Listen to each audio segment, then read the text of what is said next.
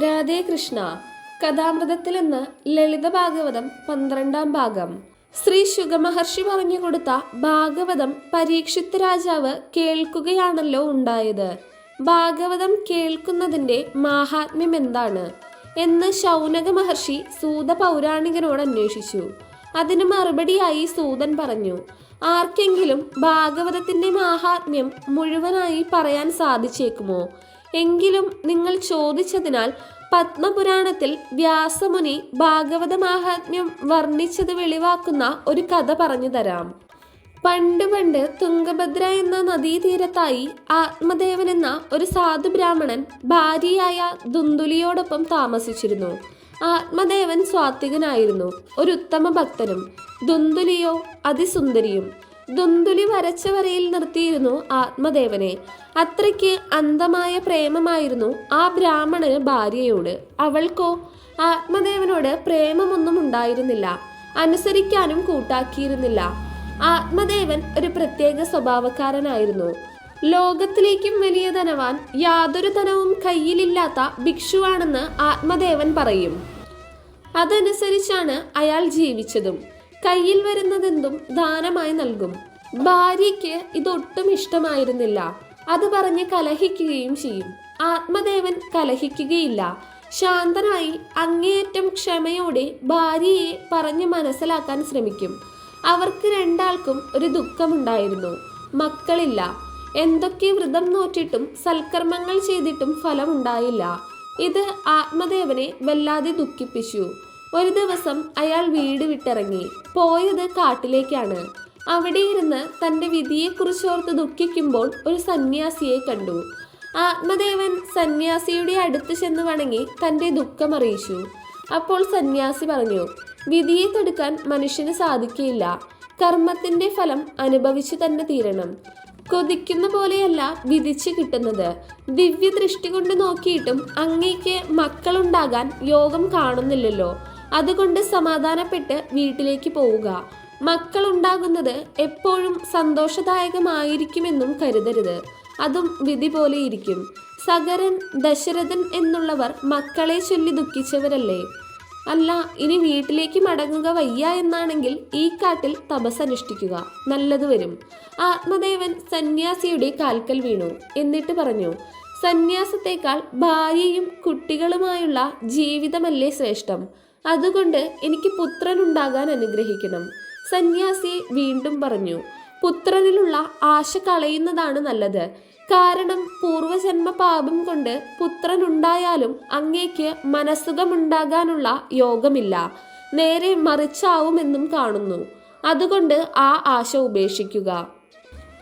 ആത്മദേവൻ വിട്ടില്ല. വീണ്ടും പുത്രലാഭത്തിനായി യാചിച്ചു. സന്യാസി ഒരു മാമ്പഴം ആത്മദേവന് നൽകി. എന്നിട്ട് പറഞ്ഞു, ഇത് ഭാര്യയ്ക്ക് കൊടുക്കുക. അത് കഴിച്ച ശേഷം 3 നേരം ഈശ്വരഭജനവും പരിശുദ്ധിയും സൽക്കർമ്മങ്ങളുമായി 1 വർഷം വ്രതനിഷ്ഠയോടെ കഴിയാൻ പറയുക. യോഗ്യനായ മകനുണ്ടാകും. ആത്മദേവൻ സന്തോഷത്തോടെ വീട്ടിലേക്കോടി. ഭാര്യയ്ക്ക് വിവരങ്ങൾ പറഞ്ഞ് മാമ്പഴം നൽകി. അവൾ വിചാരിച്ചു, ഞാൻ ഈ മാമ്പഴം തിന്ന് വെറുതെ ഗർഭക്ലേശമെല്ലാം അനുഭവിക്കുന്നത് എന്തിനാണ്? എൻ്റെ സൗന്ദര്യവും പ്രസവിക്കുന്നതോടെ നഷ്ടമാകും. അത് വയ്യ. പോരാത്തതിന് പ്രസവിച്ചാൽ പിന്നെ കുട്ടിയുടെ കരച്ചിൽ, മലമൂത്ര വിസർജനം, ആഹാരം, എന്തെല്ലാം സ്വൈര്യക്കേടുകളാണ്. വയ്യ. അതുകൊണ്ട് ആ സ്ത്രീ മാമ്പഴം താൻ തിന്നുവെന്ന് നുണ പറഞ്ഞ് പശുവിന് കൊടുത്തു. അക്കാലത്ത് ദുന്ദുലിയുടെ ഗർഭിണിയായ അനുജത്തി ചേച്ചിയെ കാണാൻ വന്നു. അപ്പോൾ ദുന്ദുലി സകല വിവരവും പറഞ്ഞു. കൂടെ ഇത്രയും കൂടി പറഞ്ഞു, ഇനി 10 മാസം കഴിഞ്ഞ് ഞാൻ പ്രസവിച്ചില്ലെങ്കിൽ സർവത്ര കുഴപ്പമാകും. അപ്പോൾ അനിയത്തി ഒരു ഉപായം പറഞ്ഞു. അനിയത്തിയുടെ കുഞ്ഞിനെ തരാം. പകരം കുറച്ച് പൈസ അനിയത്തിയുടെ ഭർത്താവിന് കൊടുത്താൽ മതി. പൈസയ്ക്ക് വേണ്ടി അയാൾ എന്തും ചെയ്യും. ഭാര്യ ഗർഭിണിയാണെന്ന ആനന്ദത്തിൽ ആത്മദേവൻ ഒന്നുകൂടി ഈശ്വര ചിന്തയിൽ മുഴുകി. വീട്ടിലെ കാര്യങ്ങളിലൊന്നും തലയിടാതെ അങ്ങനെ കഴിഞ്ഞു. അനുജത്തി പ്രസവിച്ച ആൺകുഞ്ഞിനെ അപ്പോൾ തന്നെ ദുന്ദുലിയെ ഏൽപ്പിച്ചു. അങ്ങനെ ആത്മദേവന് ആൺകുഞ്ഞ് പിറന്നതായി എല്ലാവരും കരുതി. കുറച്ച് ദിവസങ്ങൾ കഴിഞ്ഞപ്പോൾ ദുന്ദുലി പറഞ്ഞു, കുഞ്ഞിന് കുടിക്കാൻ മുലപ്പാലില്ല.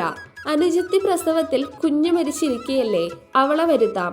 ആത്മദേവൻ അത് സമ്മതിച്ചു. കുഞ്ഞിന്റെ സംരക്ഷണം അനുജത്തി ഏറ്റെടുത്തു. ആത്മദേവൻ യഥാകാലം കുഞ്ഞിന് ദുന്ദുകാരി എന്ന പേരിട്ടു. ആത്മദേവന്റെ പശുവും മാമ്പഴം തിന്നുകയാൽ ഒരു മനുഷ്യ ശിശുവിനെ പ്രസവിച്ചു. ആത്മദേവൻ തന്നെ അവനും പേരിട്ടു. അവന്റെ ചെവികൾ പശുവിൻ്റേതുപോലെ കൂർത്തതായതിനാൽ ഗോകർണൻ എന്നാണ് പേരിട്ടത്. കുമാരന്മാർ വലുതായി. ദുന്ദുകാരി ദുഷ്ടനും അക്രമിയുമായി വളർന്നു. ഗോകർണൻ സൽസ്വഭാവിയും ആത്മദേവനോട് പ്രത്യേക സ്നേഹമുള്ളവനുമായി തീർന്നു.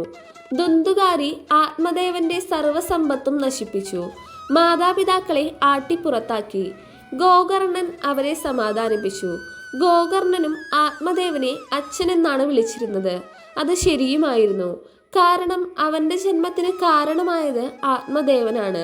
പുറമെ സ്മൃതിവചനമനുസരിച്ച് 5 പേരെ പിതൃസ്ഥാനത്തിന് അർഹരായി കാണാം. ഭക്ഷണം തന്ന് പാലിക്കുന്നയാൾ, ഭയമകറ്റുന്നയാൾ, വിദ്യ അഭ്യസിപ്പിക്കുന്നയാൾ, കന്യാദാനം ചെയ്യുന്നയാൾ, മന്ത്രം ഉപദേശിക്കുന്നയാൾ. ഗോകർണൻ പറഞ്ഞു, അച്ഛൻ ലൗകിക വിഷയത്തിലുള്ള മമത കളഞ്ഞ് തപസ് ചെയ്യുക, മുക്തി കിട്ടും. അങ്ങനെ എല്ലാം ഉപേക്ഷിച്ച് തപസ് ചെയ്ത് മുക്തനായി. ആത്മദേവൻ പോയ ശേഷം ദുന്ദുലി ദുന്ദുകാരിയുടെ ഉപദ്രവം സഹിക്കവയ്യാതെ കിണറ്റിൽ ചാടി മരിച്ചു. ദുന്ദുകാരി തന്റെ പാപജീവിതം തുടർന്നു. ഒടുക്കം ചില വേശ്യകൾ അവനെ തീയിട്ട് കൊന്നു. ദുന്ദുകാരി ഒരു പ്രേതമായി വഴിപോക്കരെ ശല്യപ്പെടുത്താൻ തുടങ്ങി. ഈ വിവരമറിഞ്ഞ ഗോകർണൻ ഗയയിൽ ചെന്ന് സഹോദരനായി ശ്രാദ്ധം ചെയ്തിട്ടും ദുന്ദുലിക്കും ദുന്ദുകാരിക്കും മോക്ഷം കിട്ടാഞ്ഞത് കണ്ട് വിഷണ്ണനായി സൂര്യഭഗവാനെ നമസ്കരിക്കുമ്പോൾ ഒരശരീരി കേട്ടു. എന്തായിരുന്നു അശരീരി? ഗോകർണ, വിഷ്ണുവിൻ്റെ, ശ്രീകൃഷ്ണന്റെ പ്രത്യേകിച്ചും മാഹാത്മ്യത്തെയും പല ഭക്തന്മാരുടെ ഭക്തിയെയും വാഴ്ത്തുന്ന ശ്രീ മഹാഭാഗവതം 7 ദിവസം തുടർച്ചയായി വായിക്കുന്നത് കേട്ടാൽ ബ്രഹ്മഹത്യ നടത്തിയവന് പോലും സർവപാപങ്ങളും നശിച്ച് മോക്ഷം കിട്ടും. ദുർമരണം സംഭവിച്ച് ഗതി കിട്ടാതെ അലയുന്ന ആത്മാക്കൾക്കും പിതൃക്കൾക്കും സൽഗതി കൈവരും, ശാന്തി ലഭിക്കും. ഭാഗവതം വായന മുഖരിതമാകുന്ന ഇടത്തിൽ സർവ്വ ഐശ്വര്യങ്ങളും ഉണ്ടായി വരും. ഇതിന് മാറ്റമില്ല. അതുകൊണ്ട് ഗോകർണ, നീ നിന്റെ വീട്ടിലിരുന്ന് 7 ദിവസം കൊണ്ട് സപ്താഹയജ്ഞമായി ഭാഗവത പാരായണം ചെയ്തു തീർക്കുക. പുണ്യകരമായ പ്രവൃത്തിയാണത്. ഭാഗവതം പാരായണം ചെയ്യുന്നത് കേൾക്കുന്നത് അതിലേറെ മാഹാത്മ്യമുള്ളതും പുണ്യകരവുമായ കാര്യമാണ്. ഗോകർണൻ അപ്രകാരം ഭാഗവതം 7 ദിവസം പാരായണം ചെയ്തു. അത് കേട്ടുകൊണ്ടിരുന്ന ദുന്ദുലിയും ദുന്ദുകാരിയും സൽഗതി പ്രാപിക്കുകയും ചെയ്തു. അത്രയ്ക്കുണ്ട് ഭാഗവതത്തിന്റെ മാഹാത്മ്യം. ലളിത ഭാഗവത കഥകൾ തുടരും.